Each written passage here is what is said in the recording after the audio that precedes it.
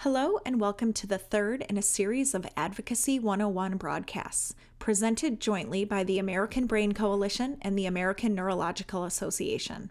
I'm Katie Sale, Executive Director of the American Brain Coalition, and will share how you can participate in advocacy outside of Washington, D.C.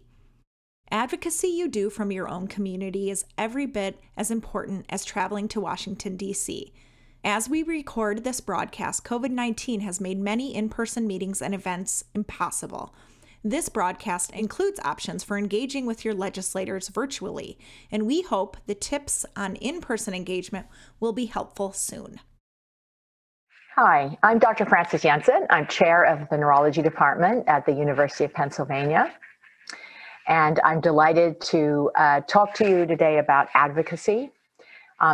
Advocacy that you do in your own community, week in and week out, is an essential component to creating positive change for diseases of the brain. The best way to become an effective advocate is to build strong relationships with all three people who represent you in Washington, D.C., and with their staff members who cover brain disease issues. You want them to recognize your name and to trust the messages that you deliver.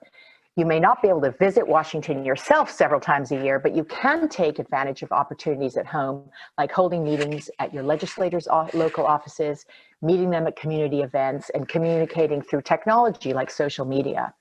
Your elected officials want to hear from you, and there are plenty of ways that you can make that happen.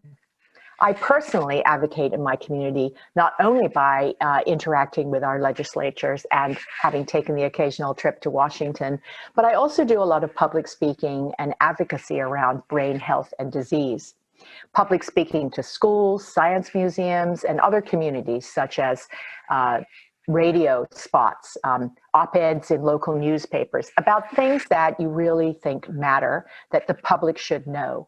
Public has little information about how their brain works, and that's because neuroscience is finally expanding so rapidly that we are adding to our knowledge base all the time. It's hard for the public to keep up with what we can do for them about brain disease as well as brain health. So it's really important that we get out there and simultaneously talk to our legislators and also to the folks in Washington, but simultaneously be educating the public. The two go hand in hand. Government advocacy and public advocacy have to be in parallel for it to all really work. So thank you very much. There are many positive things you can do from your home, office, university, hospital, or wherever you happen to be. Members of Congress expect to hear from their constituents on issues they are passionate about, so don't hesitate. Start regular personal communications with your legislators and their staff. That means you should contact them every month or two by email or telephone. Do not rely on snail mail. It takes about 2 weeks to arrive in DC because of testing for dangerous enclosures. Fortunately, technology has provided us with a number of quicker and more efficient communication channels. When you're in regular touch with your elected officials, you may not always need something from them, but you can serve as a resource. Sometimes your messages will ask for something specific, for your representatives to vote a certain way or co-sponsor a bill, but other times you should pass along information, ideas, and stories that you think will be helpful. And you don't always have to take the first step. Our organizations are following what's happening in Washington and keeping our members informed. When you receive an alert from the American Brain Coalition or other organizations, please act promptly by sending emails as the alert requests. It always helps to personalize those form letters with specifics relating to your experience and expertise. Okay, now to the what, why, and how. What? Develop a good relationship with an elected official. Become an asset to this official. Provide good, clear information. Assist in understanding the context and create opportunities for positive encounters. Why? To increase interest in and support for good science. After all, Congress funds NIH.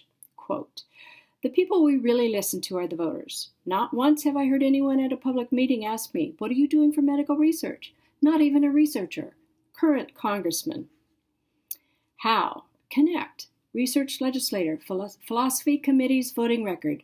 Why they do what they do. Develop a relationship with key staff. You can take advantage of your local media too.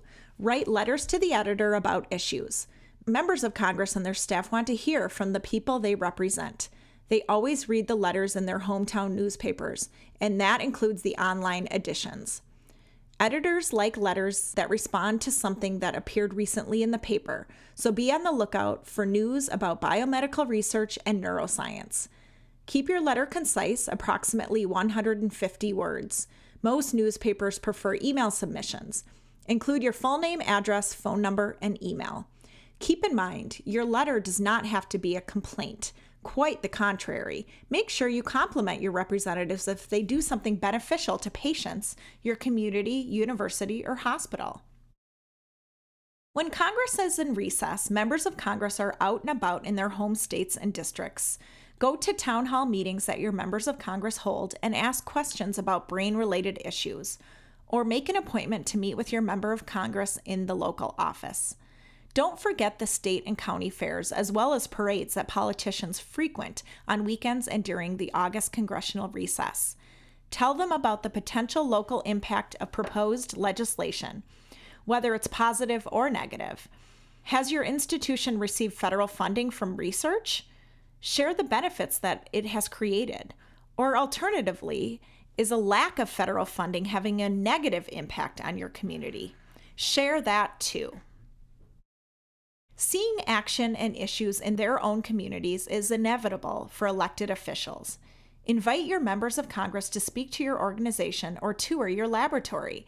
If one accepts, you can show off what your organization is involved in, but also ask some direct questions about what they are doing in Congress that supports your brain disease or your research. Contact the ABC staff prior to the visit for possible questions and talking points we can help you with. Build relationships with congressional staff who work in the state or local offices. They represent the member of Congress at local meetings and events, even when legislators are in Washington. They also serve as caseworkers to help constituents with federal programs and benefits. Invite them to regular meetings and events on your calendar and let them know how you can help them serve the community. Then, when the senator or representative needs to know how legislation might affect constituents, local staff will know who to turn to for input. Gather interested names everywhere and let them know how valuable his interest is. Get his or her name in the news, positive reinforcement for more involvement. Specifically ask him or her to join the Congressional Neuroscience Caucus and introduce the staff member to caucus staff support. And when a request needs to be made, prioritize. Too many requests diminish the impact. See this as a relationship and update periodically. Keep it easy, effective, and enjoyable. Chances are you're not the only one in your community who is passionate about brain disease issues. Share information and ideas with others in your community and institution who care about brain disease issues. There is strength in numbers. Building coalitions is a tried and true method of influencing public officials. Social media is a way you can connect with almost anybody from anywhere. Most members of Congress are on Facebook, Twitter, or other popular platforms, and they want you to engage with them. If you use social media, it provides another vehicle for reaching them and influencing their thinking.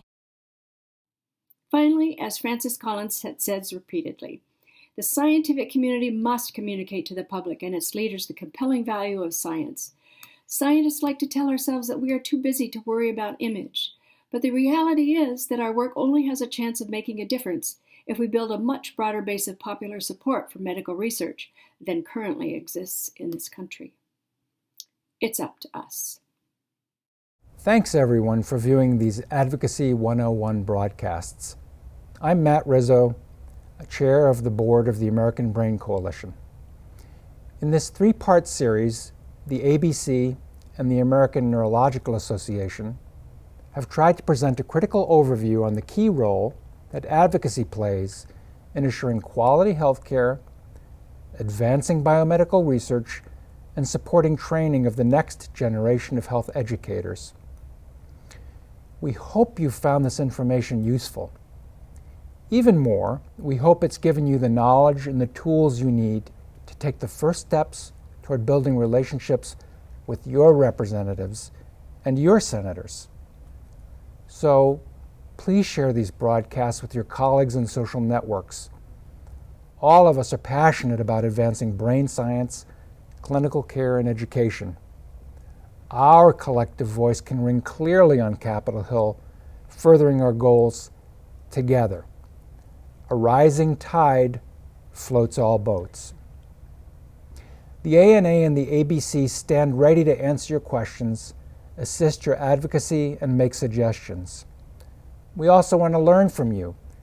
Please tell us about your advocacy experiences. What worked for you? What didn't? Most of all, we hope you're inspired to make a commitment to advocacy. It's your right to petition your government for a redress of grievances. So let's move forward and do this together. Thank you.